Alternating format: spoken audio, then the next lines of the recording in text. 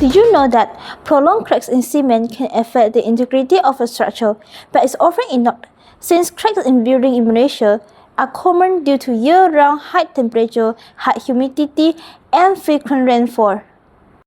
According to a press statement issued by Nippon Paint Sandria Berhad, modern buildings in Malaysia have an average lifespan of 50 to 60 years, and this is a serious problem to homeowner and environment as well. Maintenance and refurbishment are often costly and requires lots of cement and other building materials, which can be devastating to the environment. That's why our project focuses on integration of commercial rice husk ash in cement mixture. To understand how the innovation works, first, we have to understand how cement is formed and what gives it its durable resilience. When cement is hydrated, CSH gel and calcium hydroxide are formed, and CSH gel is the primary binding agent in concrete, constituting over 60% of the volume of hydrated Portland cement paste. By adding rice husk ash, the silica from rice husk ash reacts with calcium hydroxide to form additional CSH gel.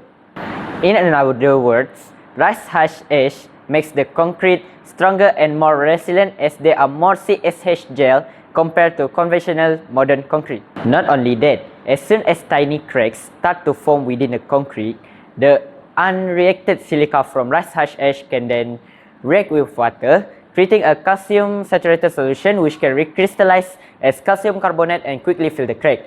This reaction takes place spontaneously and therefore automatically heal the cracks before they spread.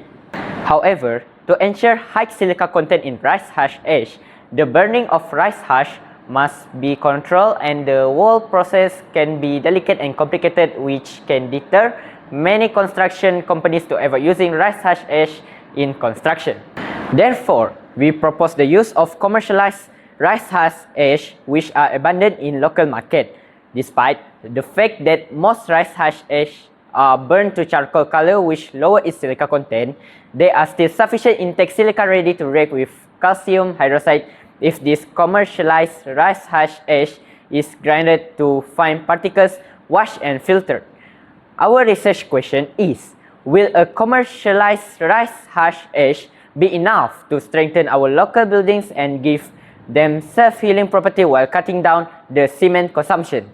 First of all, this innovation will empower and enrich local farmers and strengthen our local economy because it transforms an agricultural waste which are abundant and unwanted into a critical construction material. Besides, it lowers down construction costs and the frequency of having to refurbish or repair building due to faulty building structure, thus more money saved to be used on other aspects of life.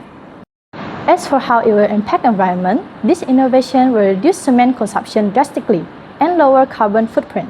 For your information, cement production accounts for roughly 6 to 8% of global anthropogenic emissions. Even though it couldn't find a green substitution for cement, it improved the modern concrete by strengthening it and giving it ability to self-repair when cracks are formed. It is a huge step in reducing carbon footprint globally.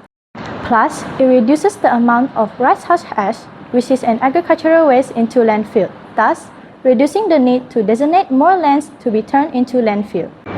Good morning, teachers. Can you give some opinion for this project? Okay, sure. So for your project, I think it's very useful and it's very environmental friendly because we use the organic material. There is rice husk ash. Okay, so this one can heal the crack on the cement. It's very useful in Malaysia actually because Malaysia, we know the whole year the rain is very heavy. So actually we face a lot of problem with the cracking cement and the building. So if we have this type of technology, I think we can help a lot, especially for the rural area person, the people there.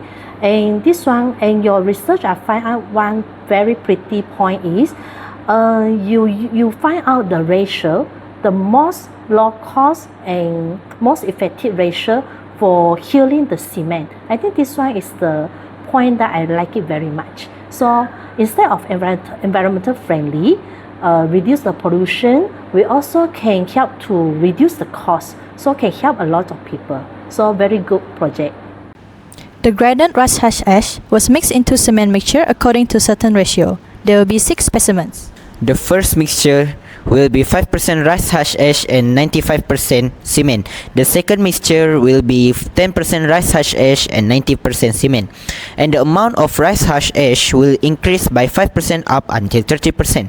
All the specimens will be left to be cured at room temperature for 7 days.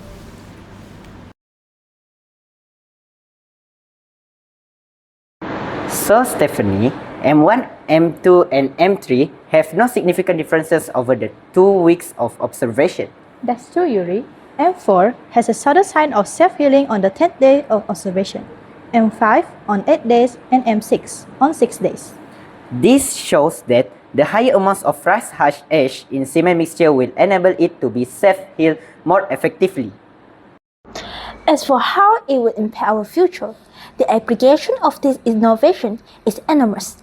With strengthened concrete that can self-heal, more unique or taller construction become possible. Not only that, it can also be possible to lower down construction costs due to lower cement consumption and rice hash ash being cheaper and abundant worldwide.